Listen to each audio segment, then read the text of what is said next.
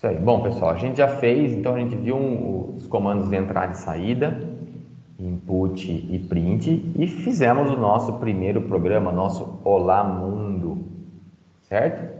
O que nós vamos fazer aqui agora, pessoal? Agora a gente vai ver sobre tipos de dados e variáveis. Vocês repararam que o nosso programa do Hello World, ele simplesmente, a gente não entrava dados para ele. Então a gente não inseria informação, dados, né, dentro do nosso programa. A gente simplesmente escrevia uma informação na tela. Então agora a gente vai ver, né, vai entender como que o programa recebe esses dados, pode receber os dados, como ele armazena e como ele manipula esses dados para nossos programas ficar um pouquinho mais interessantes. Ok? Então vamos lá. Então, ó, pessoal, sobre dados e tipos de dados. Certo? O que é um dado? Dado é alguma informação que o algoritmo, que o seu programa recebe. Então, por exemplo, ó, digite a sua idade. Você digita a sua idade, aperta o Enter, pronto. Agora o programa ele reconhece, ele sabe, ele tem esse dado lá dentro. E agora ele pode processar e fazer qualquer coisa com essa informação lá. Então, alguns exemplos de dados aqui: nome é um dado, certo? Valores, então, preços, notas, qualquer coisa que envolve aí números, certo? E também aqui um outro tipo de dado que a gente chama das condições, certo? A gente vai ver daqui a pouquinho, que é se alguma coisa é verdadeira ou falsa. Então, basicamente, são exemplos de dados. Esse aqui é muito importante, ó. Todo dado, certo? Tudo que é dado é de um certo tipo, que define a sua natureza. Aí que vem o que a gente está falando de tipos de dados. Por exemplo, nome, vocês concordam que o dado para representar um nome é diferente para representar um preço? Então, o nome, por exemplo, é uma cadeia de caracteres, certo? É um monte de letra, uma atrás da outra. Então, Instituto Federal é o nome. Um preço é o número, né? Certo? São valores numéricos. Olha, 32 e 18. Certo? Então, cada dado, né? Cada tipo de dado, né? Todo dado ele tem um certo tipo, né? Que é a natureza desse dado. E de acordo com essa natureza, você pode fazer algumas operações. Então, por exemplo, a gente consegue somar números, correto? A gente consegue multiplicar números, mas a gente não consegue somar ou multiplicar letras, certo? Frases. O que dá linguagem mais programação? Quero somar os dois, né? A menos que você defina ali, né? Que você concatena alguma coisa. Mas, enfim, cada tipo de dado tem algumas operações que você pode executar em cima deles. E aqui, pessoal, tem uma série, um esqueminha aqui, que vai dar um overview para a gente dos tipos de dados que a gente vai trabalhar, né? Dos dados, tipos de dados primitivos aqui, certo? Devia ter colocado aqui, depois eu mudo. Que são os dados numéricos, são os literais, que é texto, certo? E são os dados lógicos. Ó, então, passando um por um aqui, ó. Pessoal, numérico são números, certo? Basicamente isso. Então, idade, altura, salário, nota, média, são os números, certo? Mas dentro dos tipos numéricos, posso ter dois tipos, certo? Em outras linguagens tem subtipos desses tipos aqui, inclusive, mas em Python não. Python ajuda a gente com isso. Basicamente temos o tipo inteiro, certo? O que é o tipo inteiro? Representa o número inteiro. Então é 2, 8, 18, aqui no caso, ó, menos 12, 0, 511. São números inteiros. No português, claro, não tem nada depois da vírgula. Não tem vírgula o número, certo? Não tem casa decimal. Então, para que serve, né, números inteiros? Olha, idade. Idade, né, representa um número, é representado por número inteiro.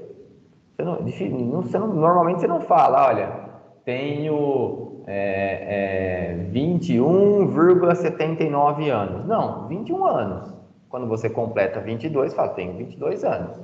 Então, um número pode ser usado, por exemplo, para representar a idade. O número de filhos também. Olha, eu tenho 3,2 filhos. Não, tenho 3 filhos, tenho 4 filhos.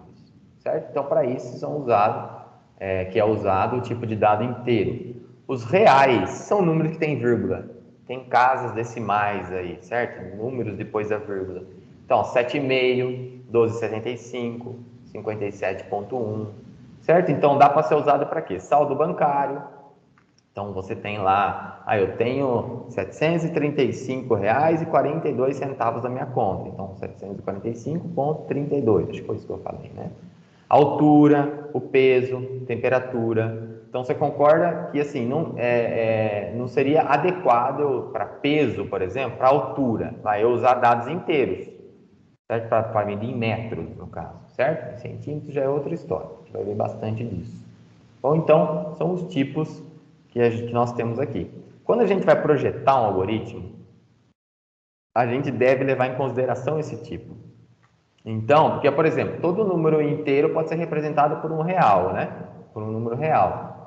Então, por exemplo, número 511, ele pode ser 511.0. Só que o ideal é a gente trabalhar com o inteiro mesmo. E aí tem que ter uma série de questões que se envolvem. O Python, né, para sorte nossa, aí a gente não vai se preocupar muito com isso. Ele se vira sozinho. As outras linguagens a gente tem que especificar o tipo. Como as outras linguagens, que a maioria das linguagens que vocês vão ver ao redor enquanto vocês forem fazer o curso, a gente vai discutir bastante esse lance, essas questões de se é inteiro, se é real e tudo mais. Tá bom? Pessoal, então depois dos numéricos, os literais é texto. E o texto, né, que é o quê? Uma sequência de caracteres, símbolos, enfim. O texto, ele também pode ser de dois tipos. Outra coisa que também o Python não faz muita diferença, olha que beleza, o Python nos ajudando aí, mas outras linguagens faz. Mas são basicamente dois tipos. O caractere sozinho, que é quando ele está sozinho lá, por exemplo, o M, apresentar o sexo de uma pessoa, por exemplo, o M, F, uma alternativa, o X, né, uma interrogação. Então, quando ele está sozinho, certo? Ele é um dado caractere, a gente chama de caractere. Bom? E quando ele vem, quando é uma frase, quando é uma palavra que tem mais de um caractere, é uma cadeia de caracteres, ele é chamado de string. Então, ó, já se acostumem, que esse é um nome super comum, daqui a uns dias isso aqui vai estar no vocabulário de vocês. String, certo? Então, ó, aula é uma string. Por quê? Porque é composta por uma sequência de caracteres. Lógica de programação. Tem um CEP aqui, ó. Mas tem número. Tá, mas pode ser também um string, certo? Tudo bem? Tranquilo, pessoal? Caractere e string são tipos de dados literais. E por último, temos aqui os nossos dados lógicos. Isso é muito usado também, que eles são utilizados aí para dizer se uma coisa é verdade ou não. Olha, tal número é maior que x é maior que y, sim ou não? Certo? Então, ele vai retornar sempre um verdadeiro ou falso, true ou false, ou 0 e 1 em outras linguagens, tá bom? Aqui tem um exemplinho, ó. Então, eles expressam uma condição, ó. 4 é maior que 5? Não, isso é falso. 4 não é maior que 5. Outra coisa, ó, o crédito número 12.331 já caiu na conta? Sim ou não? Ou é verdade ou isso é falso. Tudo bem? Beleza? Isso aqui também é muito importante. Outra coisa que vai entrar no vocabulário de vocês, já vão se acostumando. Esse tipo de dado lógico é conhecido como tipo de dado booleano. Então a gente vai falar bastante. Olha, pessoal, aqui tem uma variável booleana. Aqui tem uma expressão, está retornando um booleano para a gente, que é em referência à álgebra de Boolean. É uma notação muito comum, certo? Com o passar do tempo, vocês vão pegando o jeito. Tá ótimo? Beleza? Então, esses são os tipos de dados que a gente vai manipular no nosso programa. E onde esses dados são armazenados? E quando eu digito, por exemplo, informe sua idade, eu vou lá, digito minha idade, aperto Enter, aonde essa informação vai? O computador tem que armazenar lá em algum lugar, certo? E dentro da linguagem de programação, isso é chamado de variável. Variável o que é uma variável? É um elemento lá do algoritmo, certo? Está escrito aqui, ó. O que esse elemento do algoritmo faz? Ele associa um nome que você vai dar, a gente vai dar um nome, a uma determinada porção na memória onde tem essa informação. Então, por exemplo, quando eu estou programando, informa a idade. Eu vou ter que pegar e falar assim, olha, eu preciso de alguém para guardar essa idade para mim. Então, eu vou criar aqui uma variável que vai chamar i, por exemplo. I. Não vou falar idade para não atrapalhar, não confundir. Essa variável i, ela vai apontar para um lugar, certo? Vai falar, olha, tá aqui, esse dado tá aqui, onde ele vai guardar a idade que você digitou, certo? Então aqui, por exemplo, ó, a gente tem um esqueminha aqui da memória, tá bom? Ó, imagina que isso aqui é a memória do computador. Memória onde é? Memória é um lugar, imagina que é uma folha de papel gigante, onde tem um monte de dados lá. Certo? Mas qual desses é a altura? Quando eu estou programando, né, no caso aqui, a minha variável chama altura. Olha, a altura é essa porçãozinha aqui e tem 1,75 m lá. Certo? Então, a variável, ela referencia, ela me fala onde está o dado que eu preciso trabalhar no meu algoritmo. Certo? E esse nome, certo? Esse nome que eu tenho que dar é chamado de identificador. Ele identifica a variável, certo? Quando eu escrevo meu programa, eu tenho que dar uns nomes legais para essas variáveis, para facilitar a coisa para mim aqui. Ele substitui endereço de memória, para ficar mais fácil, né? Para termos uma linguagem de mais alto nível, a gente tem que ficar digitando endereço de memória, e toda variável possui um identificador, possui um nome, bom? E aqui, pessoal, eu coloquei mais para vocês consultarem, mas existe aí um conjunto de regras para a gente dar nome de variável. É bem tranquilo, é só não querer viajar muito, que nunca vai errar isso aqui. Mas aqui tem toda linguagem tem regras específicas, mas para não errar, sempre coloca o primeiro caractere uma letra, e não vamos usar nenhum caractere reservado à linguagem. Não precisa entender direito isso agora não, é mais para consulta para vocês aqui. Aqui tem alguns exemplos de identificadores válidos e não válidos, mas não vem ao caso aqui agora. Bom? E as variáveis, a gente pode atribuir valores para elas. O que é atribuir? Olha, idade aqui, ó. Eu criei uma variável chamada idade. E qual que é o valor que ela guarda? 19. A gente faz isso através do operador igual aqui, ó. Idade 19. Então, lá na memória vai ter um lugar que chama idade, certo? E qual que é o valor que essa idade representa? 19, tá bom? Então, ó, salário, 1560,65. Aprovado, falso. O cara não passou. Sexo, feminino, certo? Cidade, São Carlos. Então, ó, como que eu leio isso aqui, pessoal? Isso aqui é muito importante, ó. Como que é esse idade igual a 19? A gente lê assim, ó. Idade recebe 19. Bom? Então, ó, aprovado recebe falso. Salário recebe 1560,65. Tudo bem?